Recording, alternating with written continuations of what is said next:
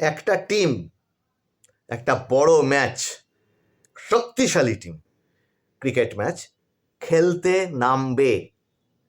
Toss হয়ে গেল, এবার ব্যাট করতে নামবে, ঠিক আছে? এবার ভাবলো আর যাবো, পিচটা ভালো আছে, দারুণ রান উঠবে, চল গিয়ে একদম দারুণ রান তুলে আসি। টিমটা খেলতে নামলো। 5 ওভার 6 ওভার হওয়ার সময় দেখা গেল পটাপট উইকেট পড়ে যাচ্ছে, মানে যেরকমটা ভেবেছিল, আরে এ তো সেরকম পিচ নয়, পটপট উইকেট পড়ে যাচ্ছে। দর্শক মাথায় হাত দিয়ে বসে পড়েছে, কেউ কেউ ইয়ে করছে, তোমার চিৎকার করছে, সারা গ্যালারি। দেখা গেল 3টে উইকেট পড়ে গেল, 4টে উইকেট পড়ে গেল। এইরকম জায়গায় পরবর্তী যে ব্যাটসম্যান নামছে খেলতে, সেও যদি ওই চিন্তাটাই মাথায় করে নিয়ে নামে, গিয়ে দেখা যাবে দমাদ্দম মেরে দিই, তাহলে কি হবে? ভুল হয়ে যাবে। যেমন পরিস্থিতি তেমন পরিস্থিতির সঙ্গে তোমাকে মানিয়ে নিয়ে চলতে হবে। চলো দেখি কি করে পরীক্ষার হলে অনেক ক্ষেত্রে নার্ভ ফেল করে যায়। খুব ভালো প্রস্তুতি আছে, কিন্তু দেখা গেল 15 মিনিট কি আধ ঘন্টা পরীক্ষাটা দেওয়ার পরে মনে হচ্ছে এই আমার ঠিক ভালো হচ্ছে না, তো আমি এতটা ভেবেছিলাম, এত কিছু সুন্দর করে করব ভেবেছিলাম, কিন্তু এ তো আমার ঠিক সেরকম হচ্ছে না। ঠিক এই জায়গাটা থেকে পরীক্ষাটা গুলিয়ে যেতে শুরু করে, নার্ভ ফেল করতে শুরু করে, সব কিছু যেন অন্ধকার মনে হয়। কেন? তার কারণ হচ্ছে আমার আশাটা যা আমি করেছি আর আমি চোখের সামনে যা দেখছি, দুটো মিলছে না। এই যেই মিলছে না, তখনই হয়ে যাচ্ছে গন্ডগোলটা, আর মনের ভিতরে তোলপাড় শুরু হয়ে গেল। এবং অনেক ক্ষেত্রে কিন্তু সাবধান, এইবার যেটা বলবো ক্লাসটা পুরোটা দেখো, এর একটা ভালো সমাধান আছে, পুরোটা দেখো। এই চিন্তাকে যদি স্থায়ী হতে দেওয়া হয়, তাহলে তুমি পরীক্ষা কতটুকু দিলে, ধরা যাক 15 মিনিট পরীক্ষাটা শুরু করেছো, অনেক সময় 5 মিনিট পরীক্ষাটা দিতে শুরু করেই তুমি প্রশ্নটা পড়েই দেখতে পাচ্ছ যে হয়তো যে না, আমি যেমন যেমন ভেবেছিলাম তেমন তেমন প্রশ্ন তো নয়, একটু অন্য ধরনের। তাহলে আমার এত কষ্ট, এত কিছু করলাম, সব গেল।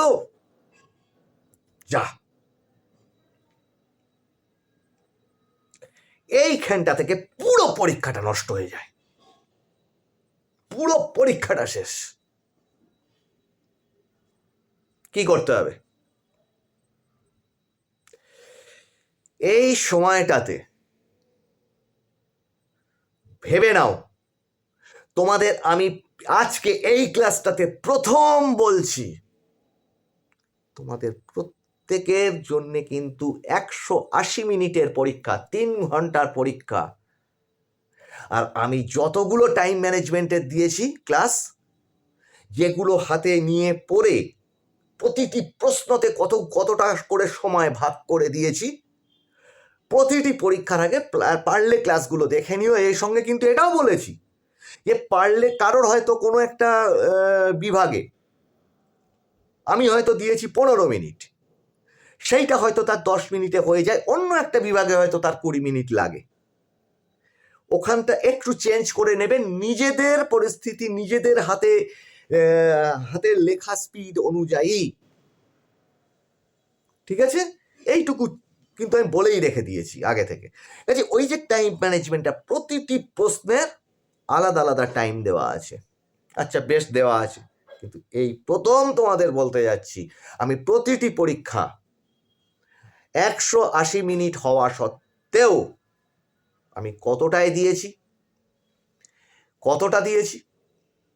160 মিনিটের। আজ বলতে যাচ্ছি, এইভাবে তোমরা প্র্যাকটিসটাও আশা করি বাড়িতে খানিকটা করেছো। আর একটা কথা বলেছিলাম, একটা পরীক্ষাকে কখনোই একটা পরীক্ষা ভেবো না, ভেবো না, ভেবো না।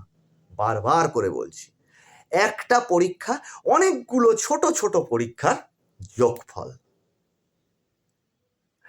এমসিকিউ একটা পরীক্ষা, শর্ট কোশ্চেন মানে 1 নম্বর আর একটা পরীক্ষা, 2 নম্বরের কোশ্চেন আর একটা পরীক্ষা, মাঝারি প্রশ্ন আর একটা পরীক্ষা, যদি ক্যালকুলেশন থাকে সেটা আর একটা পরীক্ষা, বড় প্রশ্ন আর একটা পরীক্ষা, ছবি আঁকা সেটা আর একটা পরীক্ষা। এক একটা সাবজেক্ট অনুযায়ী বললাম, সবটা মিশিয়ে বললাম। প্রতিটা ছোট ছোট আলাদা আলাদা পরীক্ষা।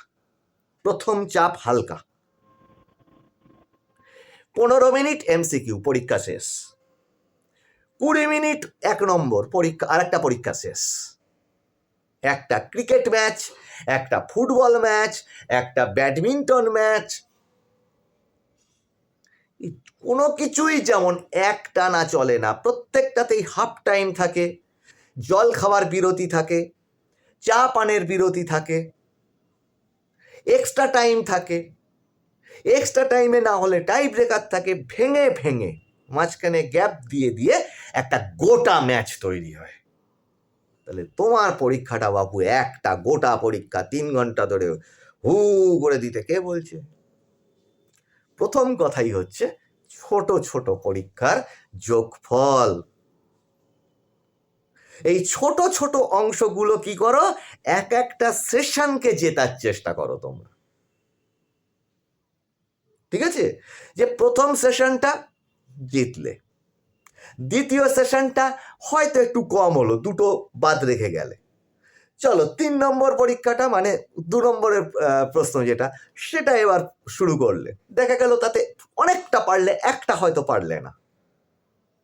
বড় প্রশ্ন বা মাঝারি প্রশ্ন, টিকা ফিকা ব্যাখ্যা এই ধরনের যেগুলো, বা গ্রামারের অংশ, হয়তো 5টা লিখতে হবে, 3টে পেরেছো, থাকলো। মানে একটা একটা করে পরীক্ষা দিচ্ছ, তাহলে কি হলো, অনেক কন্ট্রোলে থাকলে, এবং পাশে প্রত্যেকটা টাইম থাকছে। এগুলো তো আমি অনেক ক্লাসে বলেছি, ওই জন্য বলছি পুরো ক্লাসটা দেখো। অনেকেই আমি দেখি কমেন্টে, যে আমি দেখে বুঝতে পারি যে না, পুরো ক্লাসটা দেখেনি। পুরো ক্লাসটা দেখলে আমি কিন্তু তোমাদের মনের সব প্রশ্নের যেগুলো মনের মধ্যে হয়, আমি চেষ্টা করি সেগুলোকে তোমাদেরকে যতটা পারি কভার করে দেওয়ার। ঠিক আছে, আমি আজকে বলতে বসেছি, এতৎ সত্ত্বেও তোমার আশা অনুরূপ প্রশ্ন এসেছে কি আসেনি, এই ভাবনা চিন্তাটা করবার আগেই, যদিও এইভাবে যেটা বেঁধে মানে কন্ট্রোল করে রাখা রয়েছে, পুরো টাইম ম্যানেজমেন্ট করে আমি যে সেকশন স্ট্র্যাটেজি দেখিয়েছি সেইগুলো, প্লাস যে এত সুন্দর করে তোমরা প্রিপারেশন নিয়েছো বিভিন্ন রকম প্রশ্ন সিলেকশন করে, তাতে আশা করছি এই ধরনের জিনিস হবে না। যদি হয়, তৎসত্ত্বেও যদি হয়, তাহলে কি করতে হবে ভেবে নাও। জীবনে 10টা মিনিট কি 15 মিনিট যদি জীবনে তুমি চুপ হয়ে যাও, তাতে তোমার কিচ্ছু ক্ষতি হবে না। কেন হবে না? ওই 10 মিনিট কি 15টা মিনিট তোমরা কি করো, আচ্ছা যেতে যেতে পরীক্ষাটা দিতে দিতে হঠাৎ দেখতে পাচ্ছ তোমার নার্ভটা ফেল করছে, এই সময়টা যেটা করো, পুরো পেন স্টপ, থেমে যাও। পরীক্ষা দিতে দিতে পুরো থেমে যাও, পুরো থেমে গিয়ে চোখ বন্ধ করো অথবা চুপচাপ বসো, জাস্ট চুপচাপ বসো। বসে কিচ্ছু ভেবো না। প্রথম ভেবে নাও যে আমার যা করা আছে, আমি এই প্রশ্নের মধ্যে থেকেই আমি খুঁজে পাবো। চলো ভাই একটু চুপ হয়ে যাই, একটু ভেবে দেখি। লাইনটা কি, একটু ভেবে দেখি। এখন একটু শান্ত হতে হবে, ক্যাপ্টেন কুল হতে হবে। ঠিক আছে, এই সময়টা তাড়াহুড়ো করবার সময় না। এখন বল স্পিন করছে বা এখন বল খুব স্পিডে আসছে, এখন হুটপাট করে চালালে হবে না। চলো ভাই চুপচাপ আগে ঠান্ডা হয়ে যাই। প্রথম কাজ হচ্ছে এই যে চুপ হয়ে গেলে 2-1 মিনিট চুপচাপ বসে থাকো, পেন রেখে দিয়ে চুপচাপ বসে থাকো, চোখ বন্ধ করে অথবা চোখ খুলে চুপচাপ খাতাটার দিকে তাকিয়ে, খাতার দিকে তাকিয়েও না পারলে, ঠিক আছে? চুপচাপ এবার চোখ বন্ধ করে বা মাথায় হাত দিয়ে বা চুপচাপ যেটা তোমার আরাম লাগে, যেভাবে সুবিধা হয়, চুপচাপ বসে থাকো, কোনো দিকে মন দিও না, কারোর দিকে তাকিও না, ঠিক আছে? চুপচাপ বসে যেটা করো। দ্বিতীয় স্টেজে 2 মিনিট চুপচাপ বসার পরে চল ভাই ভেবে দেখি, আমার অনেক কিছুই তৈরি আছে, খুঁজে দেখি এই প্রশ্নের মধ্যে কোনগুলো আমার সবচেয়ে, ভালো করে মাথায় রাখো, সবচেয়ে প্রিয় চ্যাপ্টার থেকে কোনগুলো এসছে। চলো ভাই আগে দেখি, সবকটা সেকশন মিলিয়ে, বিভাগ মিলিয়ে আমার প্রথম খোঁজো আমার সব থেকে প্রিয় চ্যাপ্টার কোনটা ওর মধ্যে, তার থেকে কি এসছে চল ভাই আগে দেখি। দেখলে পেন্সিল দিয়ে মার্ক করলে এইগুলো আমার পারছি, এগুলো আমি পারবো। তারপরেরটা দেখো যে এই টোটাল কোশ্চেনটা, তার মানে আমি তো এতগুলো পারছি, এরপরে চ্যাপ্টার ভালো লাগে কোনটা, কোন কোন জিনিস আমার আরো তৈরি আছে, চলো ভাই দেখি। খুব কঠিন মনে হচ্ছে, চলো আরেকটু দেখি তার মধ্যে কোনটা কোনটা আমি পারবো। এই চ্যাপ্টারটা আমার আরো ভালো তৈরি। আবার একবার প্রশ্নটা পড়লে, তুমি কিন্তু লিখছো না, পরীক্ষা পুরো থামিয়ে দিয়েছো, আবার প্রশ্নটা পড়লে, পড়ে দেখলে ইয়েস, এই প্রশ্নটা আমি যেরকম ভেবেছিলাম না, এটা আমি যেরকম প্রশ্নটা তৈরি করেছি এটা সেটাই, একটু ঘুরিয়ে লিখেছে কথাটা, তাই প্রথম চোটে আমার একটু খটোমটো লেগেছে। তাহলে আরো কিছু প্রশ্ন দেখলে যে একটু ঘুরিয়ে ঘুরিয়ে লিখেছে, অথবা প্রশ্নে হয়তো একটা অঙ্কের মানটা একটু ঘুরিয়ে দিয়েছে, হয়তো মানে কি বলবো, ভ্যালুটাকে পাল্টে দিয়েছে, তাই জন্যে আমার ব্যাপারটাকে এই প্রথম চোখে দেখে কঠিন লেগেছিল। এবার তো ব্যাপারটা সহজ, ও এইভাবে করতে হবে। দেখো আরো কিছু প্রশ্ন পেলে যেগুলো তুমি পারছো, এই অবস্থায় গিয়ে পুরো তুমি আবার থেমে গেলে। তাহলে এই যে দাগানোটা হলো, এই পুরো দাগানোর মধ্যে তুমি দেখতে পেলে যে না, মাত্র এই কটা এবার পাচ্ছি যেগুলো আমার খুব ভালো তৈরি নেই। আর এইবার আর একবার প্রশ্নটা পড়ছো ওইগুলোকে, আচ্ছা এগুলো একটু চিন্তা যদি করি আমি কি পারবো, চলো রাফ খাতায়, মানে রাফ পৃষ্ঠা যেটা, ঠিক আছে, সেই রাফ পৃষ্ঠাতে ওই যে কটা মাত্র প্রশ্ন পেয়েছো একটু আঁকিবুকি কষো, যে এটা এই করলে এই হয়, আচ্ছা পারবো কি, ওই পয়েন্টগুলোকে আমি মনে করতে পারবো। দেখো ওর মধ্যে থেকেও বেশ কয়েকটা এমন তুমি সিলেক্ট করতে পারলে যেগুলো হ্যাঁ একটু লড়ে দেওয়া যাবে, দেন তার মানে তুমি এই যে 3 বা 4 বার প্রশ্নটা পড়লে, চুপচাপ পরীক্ষাটা থামিয়ে দিয়ে তোমার ভিতরে কনফিডেন্স এসে গেল, যে এতক্ষণ যে আমি ভাবছিলাম যে যা এ আমার মতো, আমি ভেবেছিলাম এত এত নাম্বার নিয়ে নেবো, এত কিছু হয়ে যাবে, এ তো সেরকম না, না পুরোটা নাও হতে পারে, কিন্তু অনেকটাই তোমার কন্ট্রোলে চলে আসলো। তাহলে মাথা চাপড়ে পরীক্ষাটা যদি গন্ডগোল হয়ে যায়, তাহলে পরীক্ষার হয়তো তোমার 80 পেতে পারো, 90 পেতে পারো, সেটা হয়তো দেখা যাচ্ছে 40-এ গিয়ে ঠেকে যেতে পারে। যা লিখছো তখন তালগোল পাকিয়ে যাচ্ছে, গিয়ে ভুল উত্তর লিখে দিচ্ছ, তা হতে দিও না। ঠিক এইভাবে থেমে যাও আর ভেবে নাও, ওই 10 মিনিট যদি তুমি থেমেও যাও, যদিও 10 মিনিট লাগে না এইগুলো করতে পরীক্ষার সময়, তৎসত্ত্বেও বলছি স্লো, থেমে যাও। এই 10 মিনিট যদি তুমি থেমেও যাও, তাহলে কি হচ্ছে, তোমার টাইম লস হচ্ছে না।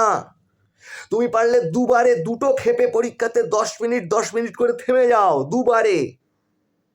প্রথমবার ভেবে নিয়ে খানিকটা দূর পরীক্ষা দেওয়ার পর আবার এরকম ভাবে থেমে যাও, থেমে গিয়ে আবার পরীক্ষা দেওয়া শুরু করো। ওই 20 মিনিট আমি এক্সট্রা দিয়ে রেখেছি রিজার্ভ। 180 মিনিটের পরীক্ষা, 160 মিনিট আমার টাইম ম্যানেজমেন্ট তোমাদেরকে করে দেওয়া। ওই 20 মিনিট যদি তুমি চুপচাপ এই ভাবনা চিন্তাগুলো করো, তোমার কিচ্ছু যায় আসবে না। যে পরীক্ষা যে জায়গায় ছিল, যতগুলো প্রশ্ন, যতগুলো টাইমে লেখার কথা ছিল, সবই সেইভাবে থাকলো। তাহলে তুমি আর হারলে না। তাহলে দেখলে কঠিন পরিস্থিতিকেও ঠান্ডা মাথায় কিভাবে বের করে নেওয়া যায়। চলো, আর কোনো নিশ্চয়ই ভয় নেই। সবাই সুন্দরভাবে প্রিপারেশন নাও। নতুন পুরনো যা ছাত্রছাত্রী সবাই হয়তো প্রথমেই ক্লাস দেখছো, তাদেরকেও বলছি ক্লাসটাকে একটু শেয়ার করো। যাদের কেউ পড়া দেখিয়ে দেওয়ার নেই, তাদের একটু হয়তো উপকারে লাগবে। আমি প্রবীর রায়চৌধুরী তোমাদের সঙ্গে এতক্ষণ ছিলাম। কেমন লাগলো? মনে জোর করে, মনে সাহস এনে এবার তাহলে পরীক্ষা দিতে পারছো? জানিও কমেন্টে। আর নজর রাখো সামনের ক্লাসে।